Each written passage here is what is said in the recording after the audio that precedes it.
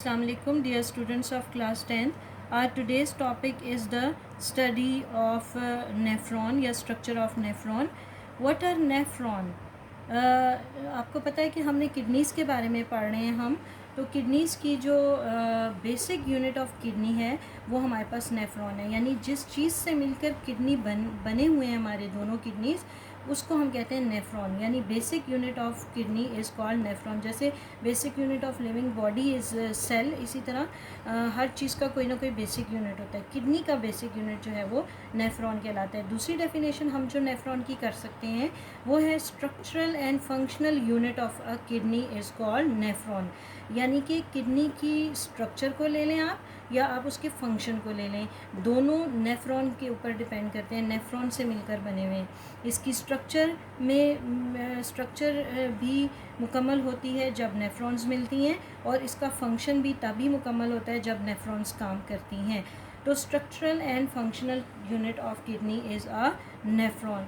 About 1 million nephron are present in one kidney. हर एक kidney के अंदर, हमारे बॉडी के अंदर जो 2 किडनीज हैं उनमें एक किडनी के अंदर 1 मिलियन से ज़्यादा नेफ्रॉन जो है वो मौजूद हैं और वो मिलकर काम करती हैं, फिल्ट्रेशन का काम करती हैं, हमारे ब्लड से वेस्ट मटेरियल को फ़िल्टर करती हैं। Okay, now we are going to study about the structure of nephron. Structure of nephron, nephron 2 हिस्सों पर मुश्तमिल होती है। पहला हिस्सा उसका कहलाता है renal corpuscle, renal corpuscle. Second part is known as renal tubule. Tubule निकला है ट्यूब से, यानी इसका ये हिस्सा ट्यूब्स के जैसा होगा। अब देखते हैं रीनल कार्पसल कैसा है। Renal corpuscle consist of further it consist of 2 parts. First part is known as glomerulus. Glomerulus, glomerulus क्या है? It is a network of capillaries. आपके पास ये ग्लोमेरुलस जो है ये इसमें बेशुमार कैपिलरीज होती हैं। ये अंदर आप ये देख सकते हैं, ये this is the network of capillaries, this is a bunch of capillaries, it is known as glomerulus. Glomerulus is surrounded by a cup-shaped structure. This is the cup-shaped structure which is known as Bowman's capsule. Bowman's capsule. So these 2 parts are called the renal corpuscle of nephron, यानी nephron का पहला हिस्सा renal corpuscle है और renal corpuscle 2 चीज़ों पर मुश्तमिल है। एक है नेटवर्क ऑफ कैपिलरीज जिसको हम ग्लोमेरुलस कहते हैं और इस ग्लोमेरुलस को सराउंड किया हुआ है, इसको घेरा हुआ है बॉमेन्स कैप्सूल ने। अब हम आ जाते हैं नेफ्रॉन के दूसरे हिस्से की तरफ जो कि है रीनल टेब्यूल। मैंने आपको पहले भी बताया कि ये ट्यूब्स की तरह का हिस्सा होता है नेफ्रॉन का, इसके अंदर ट्यूब्स होती हैं। पहला जो हिस्सा है it is known as, it is convoluted, यानी कि ये बलदार है और इसको हम कहते हैं proximal convoluted tubule. Proximal convoluted tubule यानी कि पहला बलदार हिस्सा।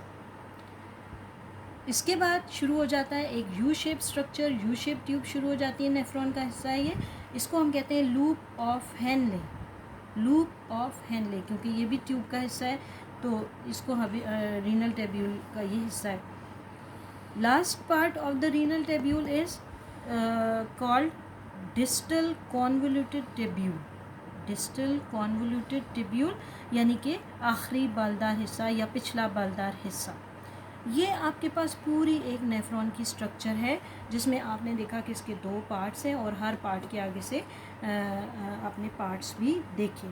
अब क्या होता है कि यहाँ पे सारा फिल्ट्रेशन का प्रोसेस, यहाँ ग्लोमेरुलस में ब्लड आता है, यहाँ से स्टार्ट होता है, हम ये नेक्स्ट टॉपिक में पढ़ेंगे।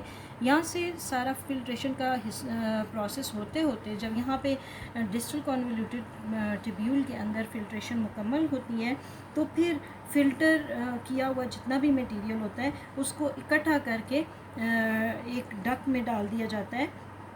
डक कहते हैं बायोलॉजी में नालियों को, क्योंकि बहुत सारी 1 मिलियन नेफ्रॉन आपके पास हैं एक किडनी के अंदर, तो सारी नेफ्रॉन्स फिल्ट्रेशन का काम करती हैं और वो फ़िल्टर करके एक डक जो अपने करीबी डक्ट्स में डालती हैं उनको कहते हैं कलेक्टिंग डक्ट्स।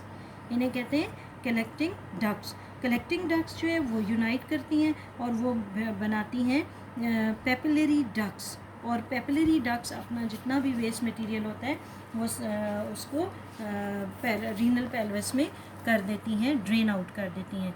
ये फ़र्ज़ करें कि आपके पास ये आपके पास हैं नेफ्रॉन्स हैं।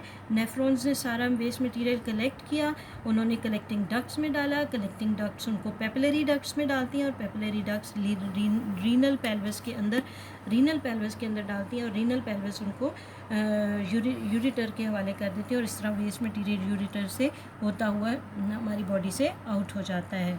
So this was the structure and function of nephron, जो कि बहुत ज़रूरी है। फंक्शन ऑफ किडनी को पढ़ने से पहले इसका पढ़ना ज़रूरी है। तो नेक्स्ट टॉपिक हमारा होगा functioning of kidney. I hope you understand the topic. Thank you. अल्लाह हाफिज़।